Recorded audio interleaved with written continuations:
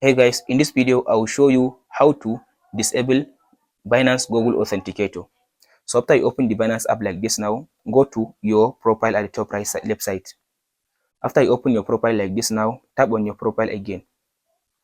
So after you tap on the profile again, now scroll to down and go to security. So under the security, now allow it to finish loading. After you open the security like this now scroll to down and tap on this Authenticator app. After I tap on the Authenticator app, now here is my Authenticator is linked to my Google, to my Binance. So now tap on this delete button.